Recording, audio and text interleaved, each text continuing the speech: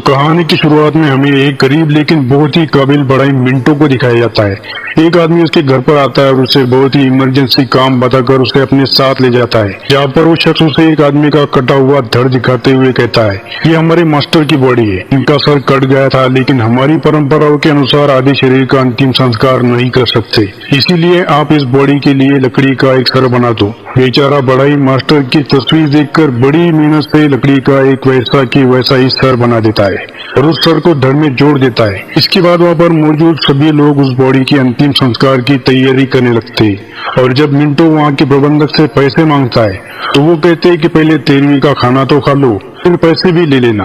हैरानी की बात तो ये होती है कि अंतिम संस्कार के भोज में वहाँ पर मौजूद लोग गेहूं खा रहे होते हैं, लेकिन चूहों की तरह। ये देखकर मिंटू घबरा कर नीचे बैठ जाता है, पर तभी उसकी नजर वहाँ पर मौजूद लोगों की पूंछों पर पड़ती है। अब मिंटो बुरी तरह से डर जाता है और बिना पैसे लिए ही उस जगह से बाहर निकल आता है, लेकिन फिर जब वो पीछे मुड़कर देखता है तो वहाँ पर उसे मकान नहीं दिखता बल्कि जंगल में बनी चूहे की एक मूर्ति दिखाई देती है, जिससे वो समझ जाता है कि वो चूहों के लोक में चला गया था। फिर वहाँ से भागकर मिंटो अपने घर पर वापस लौट आता है, जहाँ पर उसे पता चलता है कि उसे लड़का हुआ है। तभी मिंटो को घर में रखे एक खाली पतीली पर एक चूहा दिखाई देता है, जिससे कि पहले ही डरा हुआ मिंटो बेचारा और ज्यादा डर जाता है। और फिर जब वो उस पतीले के पास जाता है तो हैरान रह जाता है, क्योंकि खाली पड़ा पतीला अब सोने चांदी के सिक्कों से भर चुका था। वो समझ चुका था कि चूहों के देवता ने उसकी मजदूरियों से दे दी है। अब अगले सीन में हमें कई साल बाद का वक्त दिखाया जाता है, जब मिंटो बड़े का बेटा सिंटू बाप बन चुका था और अपने बेटे के साथ घर के आंगन में बैठा होता है। सिंटू का बेटा उससे पूछता है कि जब मेरे दादाजी के पास इतना धन आ गया था तब भी हम लोग गांव के इस घर में साधारण सी जिंदगी क्यों जी रहे हैं। इस पर सिंटू कहता है, बेटा इसकी वजह सुनकर तुम्हारे होश उड़ जाएंगे। फिर अपने बेटे की जिद पर वो अपने बेटे को अपनी जवानी के वक्त के बारे में बताना शुरू कर देता है। और अगले दिन में हमें दिखाया जाता है कि सिंटू जब जवान हुआ तो उसके पिता मिंटू गुजर गए, लेकिन उनके पास इतनी संपत्ति थी कि वे अब भी इस नगर के सबसे अमीर आदमी थे और इसीलिए सिंटू कोई काम नहीं करता था और अपने बाप की दौलत पर ऐश करता था, जबकि उसकी देखभाल उसके चाचा किया करते थे। सिंटू को अपनी दौलत पर बहुत घमंड हुआ करता था और इसी वजह से वो अक्सर गरीबों की बेइज्जती किया करता था, लेकिन वो अनोखी चीजों का बहुत शौकीन था, जिसके चलते दूर दूर से लोग उसके पास अपनी अनोखी चीजें बेचने आया करते थे। ऐसे ही एक दिन एक औरत उसके पास आती है और कहती है कि मेरे पास एक ऐसा जादुई पासा है जिससे तुम हर बाजी जीत सकोगे। तो सिंटू पूछता है कि ऐसा क्या है उस पासे में। तो वो औरत कहती है कि ये पासा एक ऐसी लड़की की हड्डी से बना है जिसके प्रेमी ने उसे जुआ खेलने के लिए मार दिया था, और ध्यान रहे कि कभी भी अमावस्या की रात 12 बजने के बाद इस पासे से मत खेलना। ये सुनकर सिंटू तो बहुत खुश हो जाता है, क्योंकि वो अक्सर अय्याशी करने के लिए जिस बार में जाता था वहाँ पर जुआ भी खेला करता था। और अब बगैर कुछ जाने समझे सिंटू उस औरत से उस पासे को खरीद लेता है।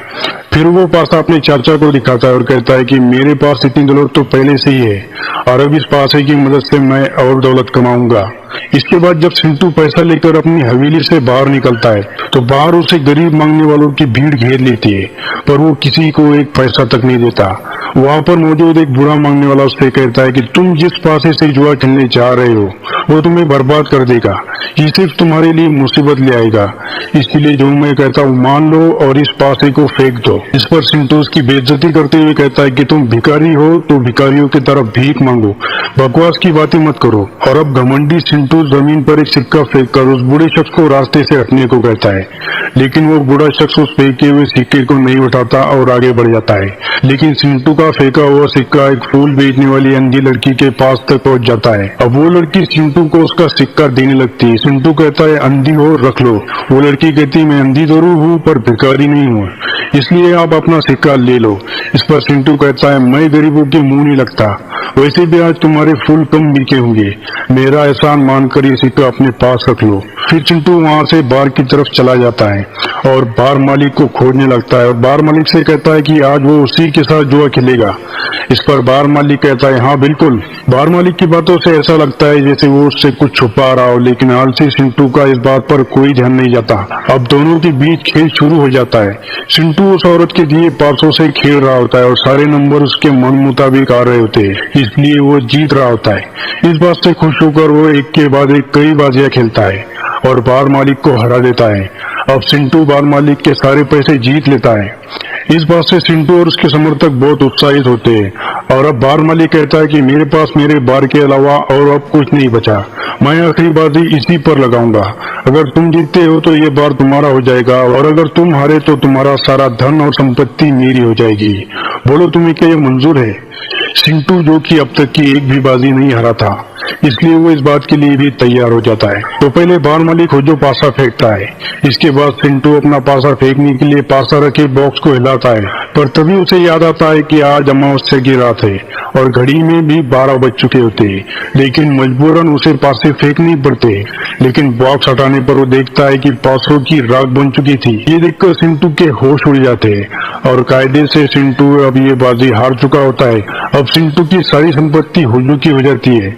अपनी लापरवाही और अय्याशी की वजह से चिंटू अब रोड पर आ चुका होता है। पूरे इलाके में ये खबर फैल जाती है कि चिंटू कंगाल हो गया है, उसके पास खाने को तक पैसे नहीं होते। जब वो रेस्टोरेंट में जाता है तो रेस्टोरेंट वाला उसे पैसे ना होने की वजह से खाना देने से इनकार कर देता है। लाचार होकर वो इधर उधर भटकने लगता है तो रास्ते में उसे फूल बेचने वाली लड़की मीनी, जो कि उसे कपड़ों की गंध से पहचान लेती है और कहती है कि आज की रात सभी अपने पूर्वजों की पूजा करते, आपको भी करनी चाहिए। ये सुनकर चिंटू के दिमाग में एक आइडिया आता है और वो पहाड़ी पर बनी उसी गुफा में जाता है जहाँ पर उसके पिता का मकबरा बना होता है। लेकिन चिंटू यहाँ पर अपने पिता को श्रद्धांजलि देने नहीं बल्कि लालच से आया होता है कि शायद उसे वहाँ पर कुछ धन मिल जाए।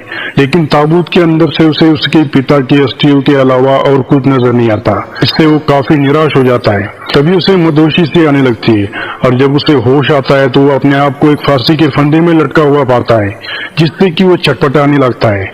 लेकिन वहाँ पर स्थापित चूहे देवता की मूर्ति पर बैठा एक चूहा ये सब कुछ देख रहा होता है। वो तुरंत चिंटू के ऊपर चढ़ जाता है और रस्सी को काट देता है, जिससे कि चिंटू की जान बच जाती है। लेकिन उसके समझ में नहीं आ रहा होता है कि आखिर वो फांसी के फंदे तक कैसे पहुंचा। अब यहाँ से जाने से पहले चिंटू अपने पिता का धन्यवाद करने के लिए जैसे ही नीचे झुकता है, उसे मकबरे के बगल में एक बटन दिखाई देता है। वो उस बटन को दबाता है तो उसमें एक दराज खुलती है जिसमें एक औजार और एक लेटर रखा होता है। चिंटू लेटर पढ़ता है जिसमें लिखा होता है कि मेरे भाई ने मुझसे 1 लाख का कर्ज लिया है।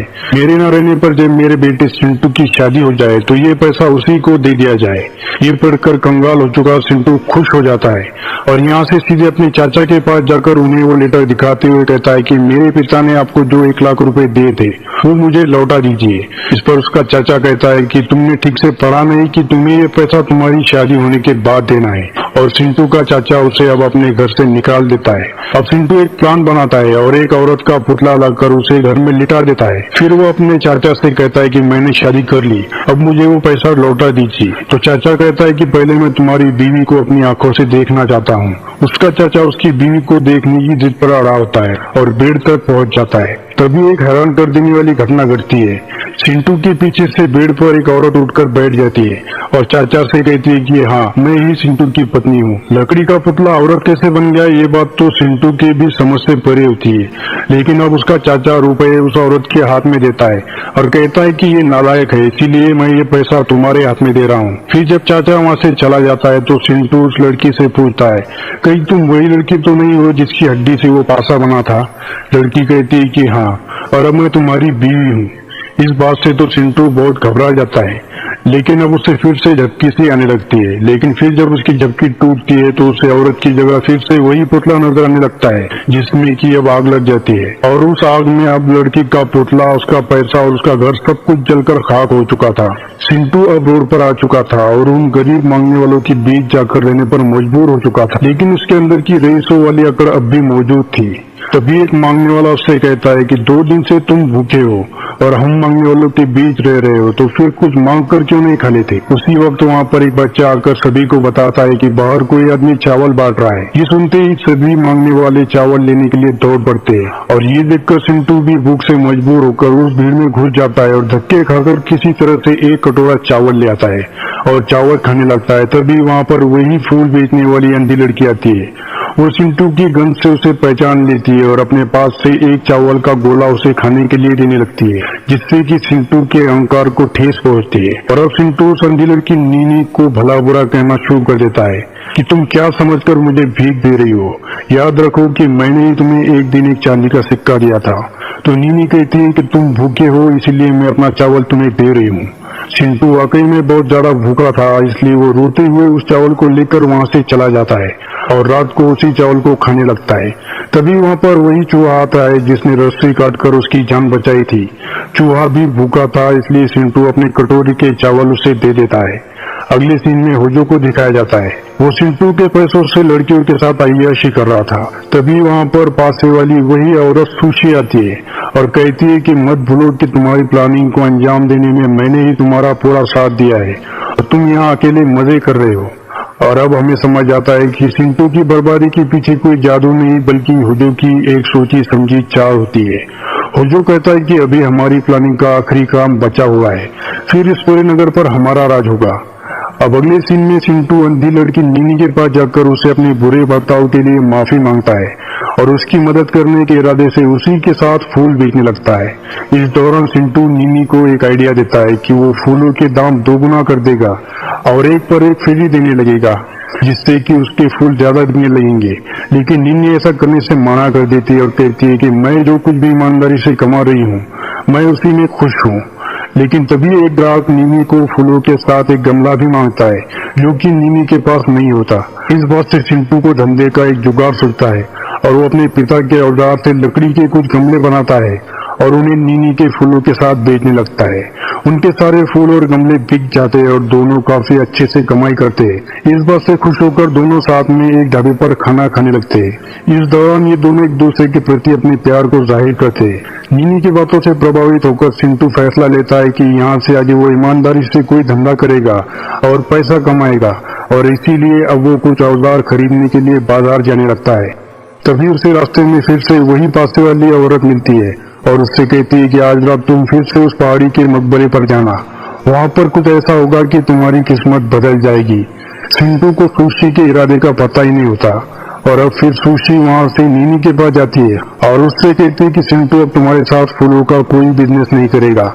नीनी उससे पूछती है कि तुम कौन हो और तुम्हारे शरीर से बेहोश करने वाली जड़ी बूटी की गंध क्यों आ रही है। उसी तरफ सुशी के कहने पर चिंटू मकबरे वाली गुफा में पहुंच जाता है और वहाँ उससे अचानक से फिर से झपकी आने लगती है और जब उसकी आंखें खुलती है तो उसके पेट में चाकू घुसा होता है और उसके सामने उसका चाचा होजो और सुशी खड़े होते हैं। तब चिंटू का चाचा चिंटू को बताने लगता है कि कैसे वो इस बात से नाराज था कि चिंटू का चाचा होने के बावजूद उसकी हैसियत एक सेवक और एक नौकर से बढ़कर कुछ नहीं थी। फिर होजो और सुशी उससे मिले और उसे उनके प्लान का हिस्सा बनने का ऑफर दिया, जिसके तहत वो तीनों साथ में अमीर बनेंगे। और तभी से उसके चाचा ने उसे मधोशी की बुड्डी खिलाना शुरू कर दिया था और यही वजह थी कि उसे बार बार झपकी आने लगती थी। फिर उन्हीं के प्लान के अनुसार सुशी ने पासे का नाटक रचा, जो पासा किसी हड्डी से नहीं बल्कि एक ऐसे पाउडर से बना था जो कि कुछ ही घंटों में पिघल जाता है। और फिर तुम्हें तो पता ही है कि तुमने अपना सब कुछ दांव पर लगा दिया और कंगाल हो गए। फिर हम लोगों ने तुम्हें रास्ते से हटाने के लिए तुम्हें ऐसे जताया कि जैसे वो पुतला असली औरत का हो और उसमें आग लगा दी ताकि उसमें जलकर तुम मर जाओ, लेकिन तुम बच गए और नीनी के साथ मिलकर गमलों का बिजनेस शुरू कर दिया। इस दौरान इन लोगों के बीच फाइट होने लगती है, लेकिन चिंटू कुछ ज्यादा नहीं कर पाता। अब ये लोग चिंटू को मारने से पहले उसे एक और बात बताते हैं कि उन लोगों ने उसकी अंधी दोस्त नीनी को पहले ही मार दिया है। अब चिंटू नीनी की लाश को देखकर दुखी होकर रोने लगता है, क्योंकि वही एक थी जो इस हाल में भी उसका साथ दे रही थी। अब वो जो उसके चाचा से कहकर उस गुफा में प्लास्ट करवा देता है, जिससे कि गुफा का द्वार टूटे हुए पत्थरों से बंद हो जाता है। अब चिंटू नीनी के साथ बिताए हुए पलों को याद करता है और कहता है कि मैंने कभी तुम्हारे अच्छाई की कदर नहीं की, ये जानते हुए भी कि तुमने हमेशा मेरा साथ दिया है। और चिंटू अब बेहोश होकर नीचे गिर जाता है। और अब हमें कहानी में 1 साल बाद का समय दिखाया जाता है, जहाँ पर होजो के एक बहुत बड़े जुआ घर की ओपनिंग सेरेमनी होती है, जिसकी शुरुआत सुशी पासे फेंकर करने वाली होती है। लेकिन जैसे ही वो पासे खोलती है तो देखती है कि ये वही पासे होते हैं जो उसने कभी चिंटू को दिए थे। फिर उसे अपने हाथों पर कांटे दिखाई देने लगते हैं और एक आवाज सुनाई पड़ती है कि इंसान जैसा करता है वैसे ही भरता है। अब सुशी बुरी तरह से डर जाती है। उसे लगता है कि चिंटू की आत्मा यहाँ पर आ चुकी है और उससे बदला ले रही है। अब सुशी डर के मारे सभी के सामने बोलने लगती है कि मैंने तुम्हें और नीनी को नहीं मारा, होजो ने मारा है, तुम मुझे क्यों परेशान कर रहे हो। जबकि होजो ये समझ चुका था कि सुशी को किसी ने वही दवाई खिलाई है जो हम कभी चिंटू को खिलाया करते थे। ये तमाशा देखकर यहाँ पर मौजूद सारे लोग यहाँ से जाने लगते हैं। चिंटू का चाचा सबको रोकता है, तभी ऊपर से एक आदमी नीचे गिरता है और उसके साथ कई चूहे भी नीचे गिरते हैं, जिससे वहाँ पर भगदड़ मच जाती है। अब चिंटू इन सभी के सामने आता है और इन सभी के बीच फाइट होने लगती है। चिंटू के साथी चूहे होजो के साथियों को नोच कर खाने लगते हैं। चिंटू से सामना होने पर होजो चिंटू से पूछता है कि आखिर इतना तगड़ा बंदोबस्त करने के बावजूद तुम जिंदा कैसे बचे। अब चिंटू होजो को बताता है कि जिस चूहे ने मेरे फंदे की रस्सी कटी थी, उसी चूहे ने रात भर गुफा के बंद रास्ते पर गिरी पत्थर को उतार कर उसमें छेद कर दिया था, जिससे कि मेरा दम नहीं घुटा और मेरी जान बच गई, लेकिन बेचारा चूहा मारा गया। इसके बाद जब मैं गुफा से बाहर निकला तो मेरी जान उसी बूढ़े भिखारी ने बचाई, जिसको मैंने भीख देने से इनकार कर दिया था। उसी ने मेरी जख्मों का इलाज किया और मुझे कुंफू की जानकारी दी और मुझे ये भी बताया कि चूहे तुम्हारे पिता के दोस्त थे और इसीलिए वो बार बार तुम्हारी जान बचाते थे। वो चूहे तुम्हारे लिए कुछ भी कर सकते हैं, बशर्ते तुम उनसे मेल जोल बढ़ा लो। मैंने वही किया और ये सभी चूहे अब मेरे साथ है। मेरे एक इशारे पर ये कुछ भी कर सकते हैं। और अब होजो और चिंटू के बीच फाइट होने लगती है, लेकिन इस फाइट में होजो चिंटू पर भारी पड़ता है, जिसके चलते चिंटू के मास्टर फाइट में चिंटू की हेल्प करते हैं, जिससे कि होजो घुटने पर आ जाता है और अपनी जान बख्श देने के बदले चिंटू से उसकी सारी संपत्ति उसे वापस लौटाने का वादा करता है, जिससे कि चिंटू उसे जिंदा छोड़ देता है। लेकिन फिर से होजो उसे मारने की कोशिश करता है, जिससे कि चिंटू के मास्टर होजो पर एक जोरदार वार करते हैं, जिससे कि होजो पास ही में खड़ी मूर्ति की तलवार